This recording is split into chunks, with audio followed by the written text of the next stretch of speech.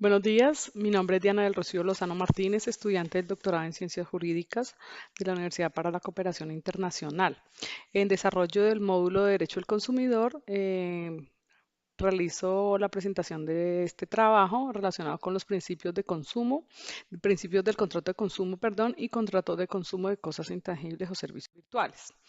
En primera instancia, antes de abordar el tema, pues quisiera manifestar que el contrato pues es quizás una de las figuras jurídicas más antiguas, las que pueden imaginarse, que surgieron como una necesidad para facilitar o permitir el intercambio pacífico de bienes y servicios entre las personas. Con relación a los principios, quisiera arrancar con el principio de buena fe. Este principio actúa como criterio integrador de la relación contractual, incrementando la confianza entre las partes.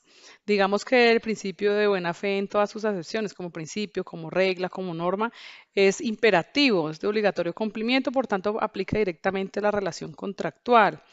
Digamos que en la deontología del contrato lo que se busca establecer son relaciones justas para, pues, para favorecer un resultado justo. Para el caso colombiano, la buena fe no se encuentra dentro del Estatuto del Consumidor, pero sí se encuentra contenida en una norma dentro de la Constitución Política, por tanto la aplicación no puede desconocerse. Ahora bien, con relación a este principio, me parece muy oportuno tocar un tema que es el relacionado con las cláusulas abusivas.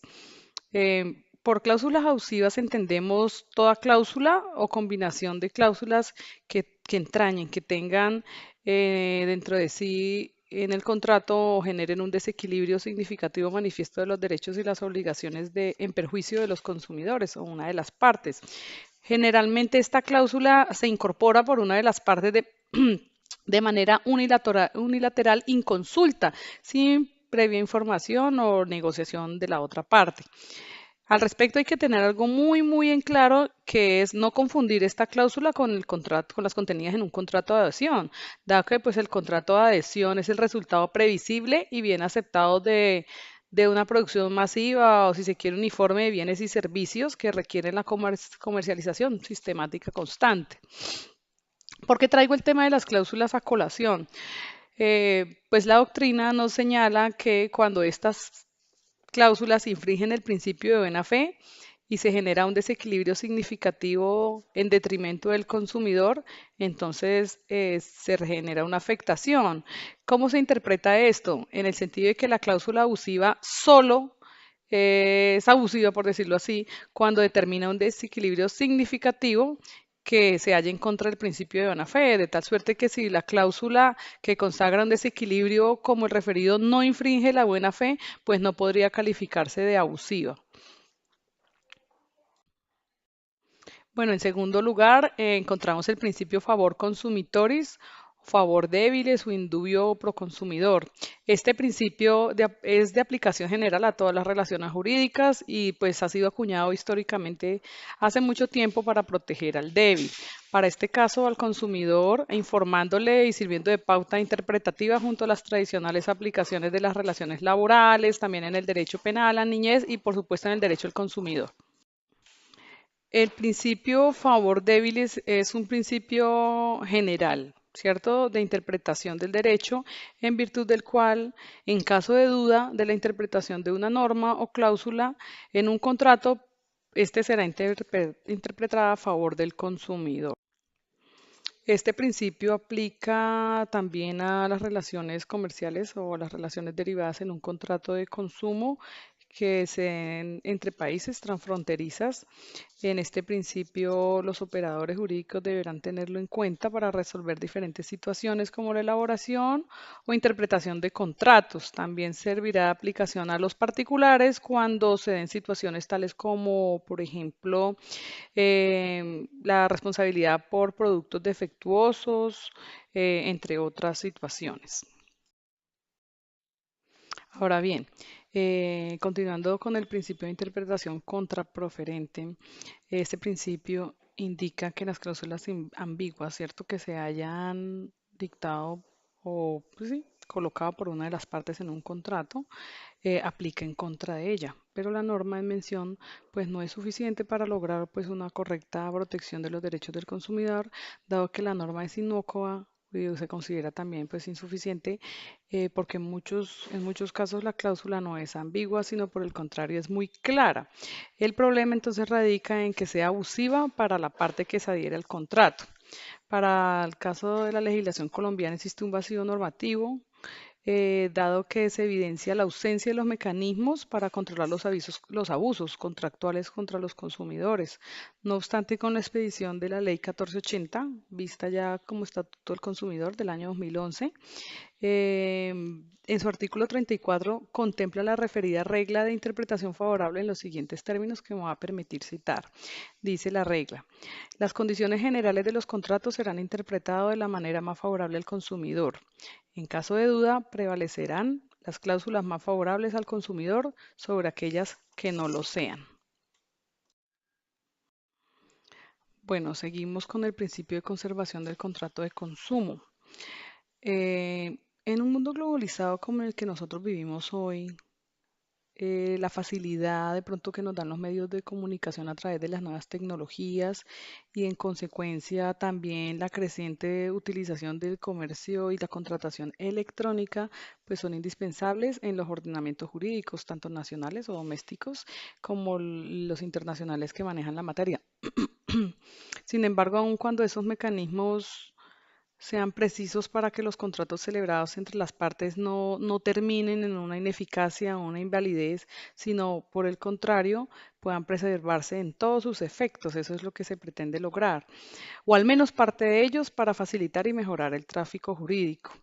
En este orden de ideas, pues es el principio de conservación de los contratos el que genera que no obstante la imperfección en el proceso de formalización o ejecución, si se quiere, de un contrato, las partes contratantes suelen estar interesadas en mantenerlo vigente, ya que el contrato supondría dejar la ineficacia o nulidad del contrato supone comenzar de nuevo, ¿cierto? Toda una fase negociadora y en consecuencia la pérdida de tiempo y dinero, lo cual no es visto con buenos ojos por parte de las personas que tienen relaciones en actividades de comercio. Entonces, este principio le permite a las partes conservar el contrato o parte de él de acuerdo a lo que ellos consideren que debe permanecer vigente. Bueno, ahora continuamos con el principio de la autonomía de la libertad, de la autonomía de la voluntad, perdón. Bueno, desde un principio la autonomía de la libertad ha sido consagrado como un principio clásico de interpretación contractual a todo nivel. Eh, Sin embargo, nuestra Corte Constitucional colombiana ha dicho que este principio nos da seguridad constitucional en el ordenamiento positivo. En virtud de esta, el hombre tiene la facultad de autodeterminarse y de responsabilizarse de sus actos. Para el caso, pues los actos de consumo, dentro de los límites que pues le fija al ser humano como son los que da la ley. Entonces, este le da lugar a su interpretación y lo convierte en un acto jurídico de su voluntad.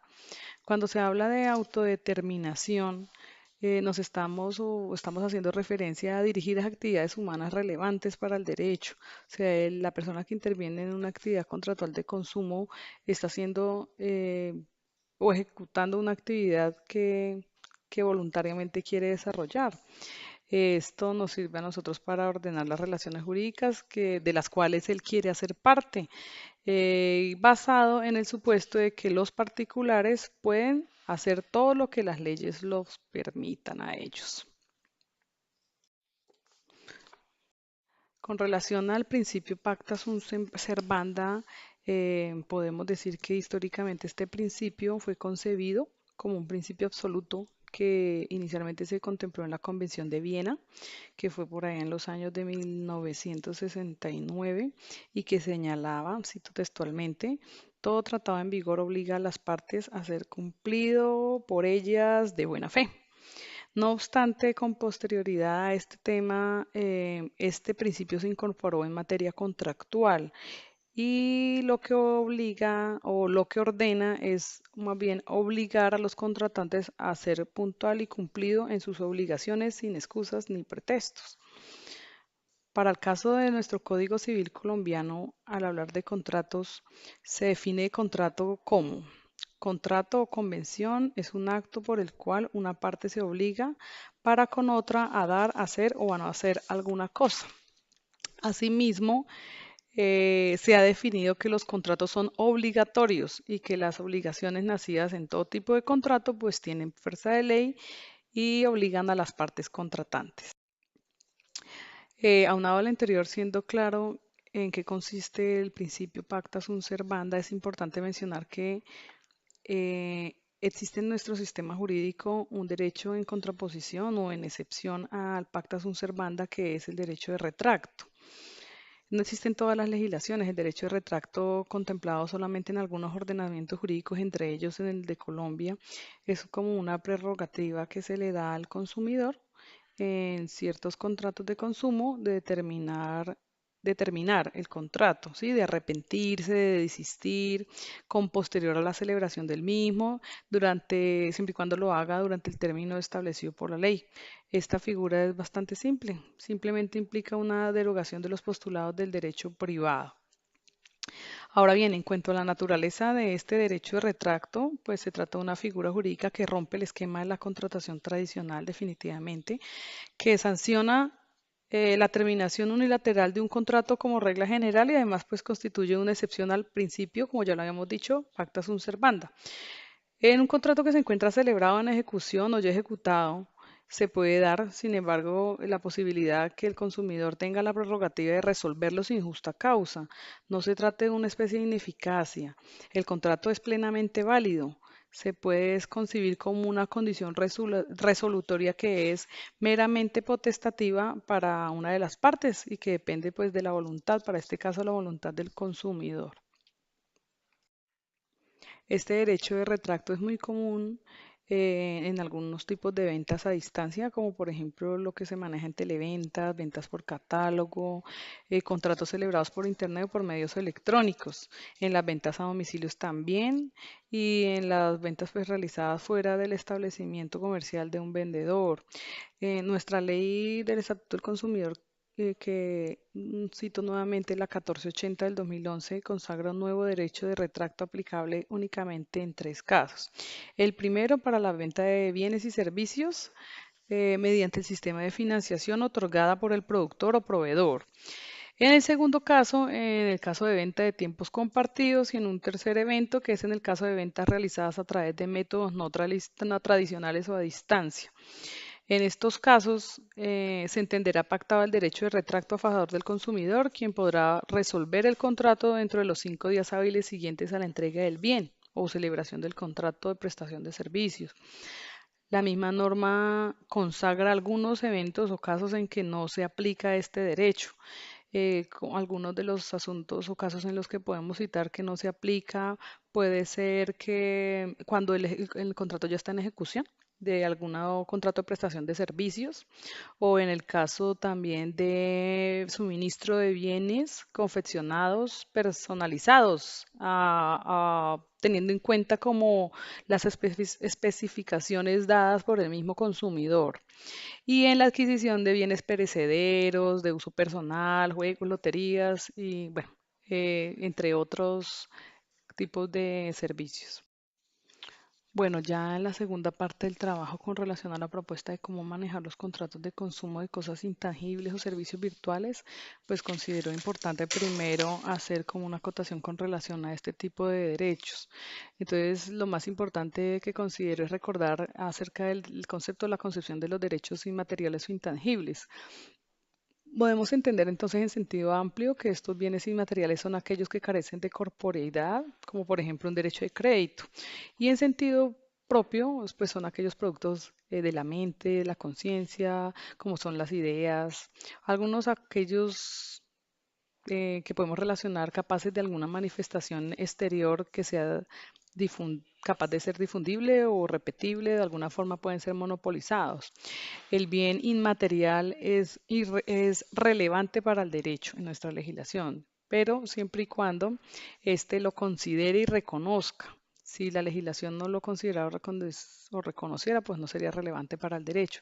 Sin este reconocimiento legal, el titular del bien no ostenta ningún tipo de monopolio, sino que es un derecho subjetivo y le reconoce su paternidad, pero nada más.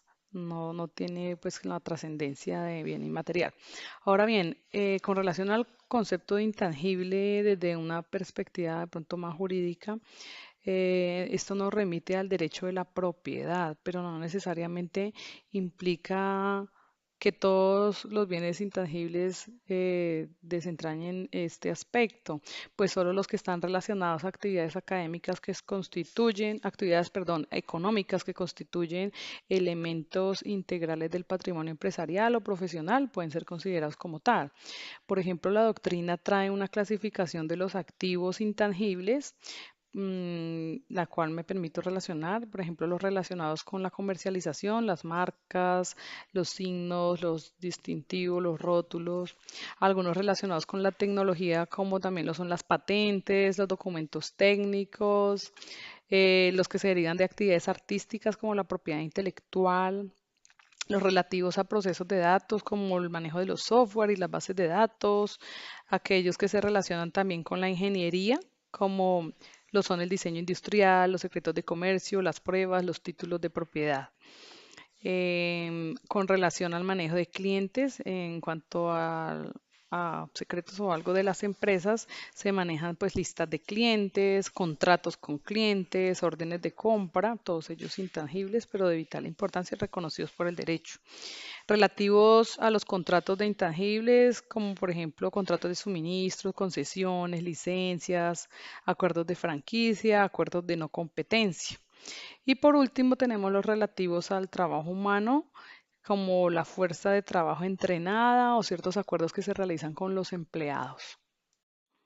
Bueno, ahora con relación a la propuesta, entonces puedo decir que sobre la propuesta de cómo manejar los contratos de cosas intangibles o servicios virtuales, considero en primer lugar que el sistema jurídico de un determinado lugar debe dotar las herramientas jurídicas o la reglamentación del tema para que se genere algo muy importante que es la seguridad jurídica al celebrar este tipo de contratos.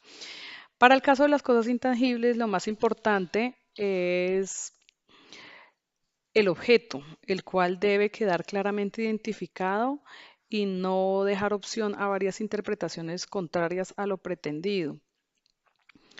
De otro lado, con relación a los servicios virtuales para la protección del consumidor, es importante que sea robusta la plataforma tecnológica que se utilice para la difusión de estos bienes y servicios, que la misma plataforma sea segura, que ilustre con suficiencia el servicio que se pretende negociar, previa adquisición del mismo, que sea claro en las garantías, en caso de que el mismo no satisfaga las necesidades del consumidor, pues haya la manera de resolver satisfactoriamente este conflicto.